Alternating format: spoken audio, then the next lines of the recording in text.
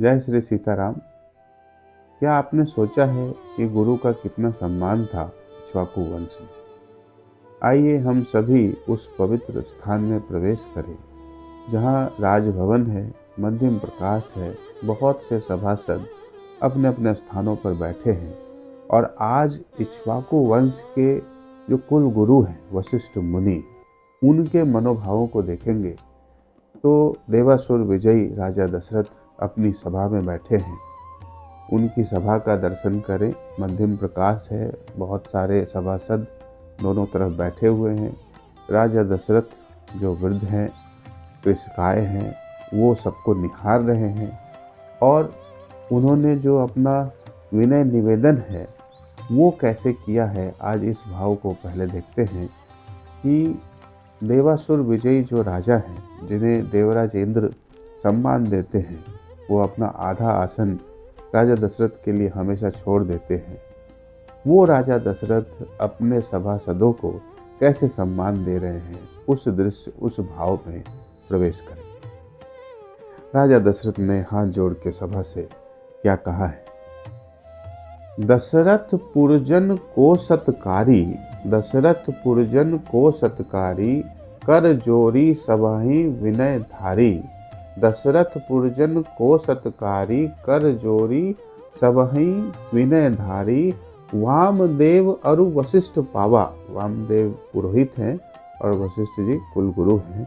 वामदेव अरु वशिष्ठ पावा, उनहि राजन विचार सुनावा। राजा दशरथ ने सभी सभासदों का हाथ जोड़ के सम्मान किया। सभी सभासद भी कर जोड़ के विनय दिखा रहे हैं। तो दोनों ओर के दृश्य को देखिए कि एक दूसरे को परस्पर नमन कर रहे हैं सभासद और राजा दशरथ। इसके बाद राजा दशरथ ने वामदेव जो पुरोहित हैं और कुलगुरु वशिष्ठ जी, उनको प्रणाम किया और अपने जो हृदय में उनका जो भाव है राम राज्याभिषेक रूपी मनोरथ, उसको सुनाया। तो प्रभु राम के जो राज तिलक है या राज्याभिषेक की जो पुण्य तिथि है, ये राजा दशरथ ने गुरु जी को कहा है। वो देखिए कैसे कहा।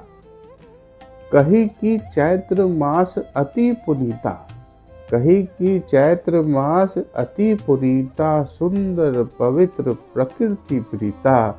श्री राम राज तिलक पुराई, राउ मनोरथ सकल सिधाई। दोबारा कही कि चैत्र मास अति पुनीता, सुंदर पवित्र प्रकृति प्रीता। श्री राम राज तिलक पुराई, राउ सकल मनोरथ सिधाई।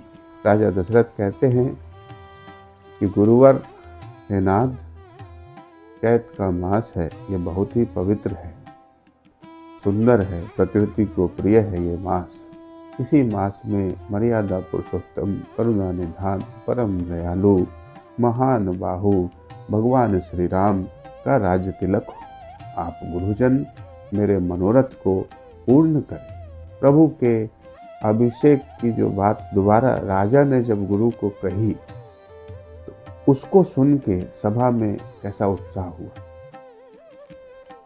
महान कोलाहल अस भावा, महान कोलाहल अस भावा। जनु कोटि मेघ तह टकरावा, शांत हो पुनि राजन उचारा।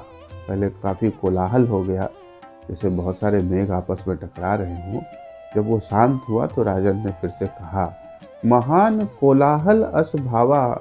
जनु कोटि मेघ तह टकरावा, शांत हो पुनि राजन उचारा। वशिष्ठ मुनि राउ कृपा धारा। राजा दशरथ के निवेदन को सुन के पुनः सभा में घोर उत्साह, कोलाहल हो गया, परम उत्साह छा गया, मानो बहुत सारे मेघ खंड आपस में टकरा रहे हों। शांत होने पर राजा दशरथ ने गुरुजनों को पुनः निवेदन किया कि हे मुनि वशिष्ठ, आप कृपा करें, हे वामदेव आप कृपा करें। तो कैसे राजा दशरथ ने गुरु कृपा का वर्णन किया है, यह बहुत ही पवित्र भाव देखिए कि गुरु की कृपा से ही सब कुछ संभव है। यह राजा दशरथ ने अपने कालखंड में कैसे बताया है, ये देखें। जतने शुभ यह प्रकट लखाई, जितने भी शुभ वहाँ पे थे, चारों पुत्र हैं, राजा दशरथ स्वयं पराक्रमी राजा हैं, महान सम्राट हैं, उन सबको गुरु से संबंधित कर दिया उनकी कृपा से।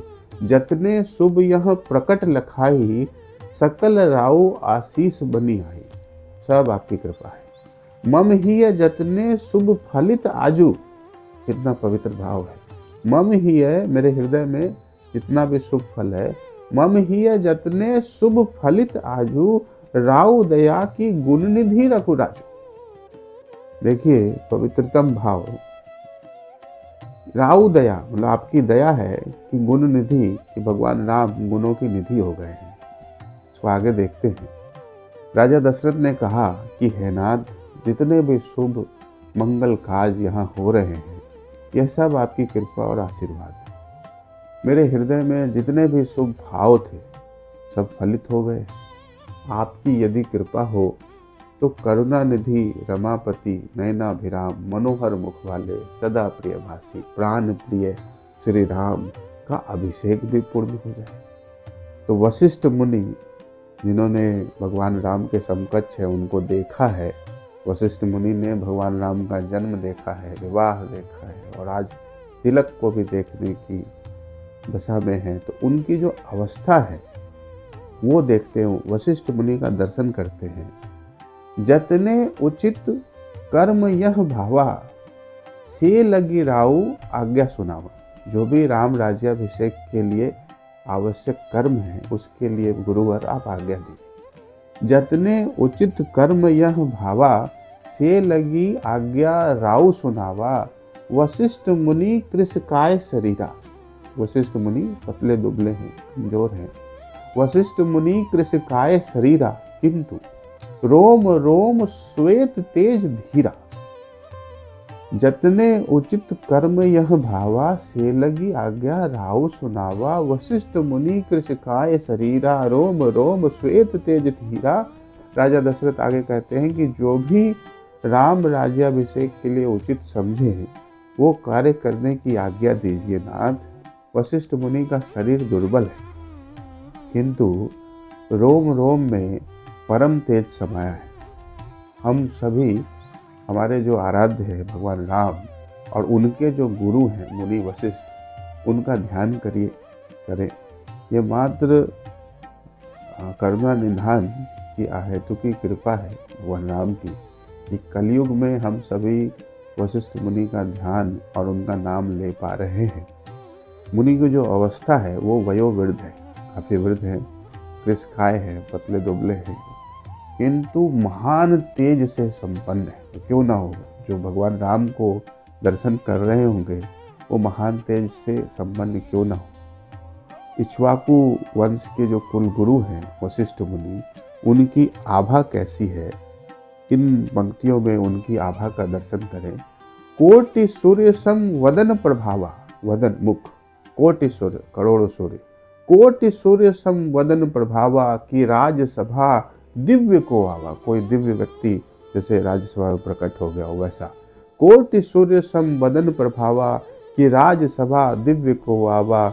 जरा वह सुनी राम तिलकाई, नव जीवन मुनि पुनि पुनि पाई। जरा वह वृद्ध अवस्था है, जरा वह सुनी राम तिलकाई, राम तिलक को सुन के, जरा वह सुनी राम तिलकाई। नव जीवन मुनि पुनि पुनि पाई। मुनि वशिष्ठ का मुख का तेज कोटि सूर्य के प्रकाश के समान है, मानो राज्य सभा में दिव्य आभा प्रकट हुई।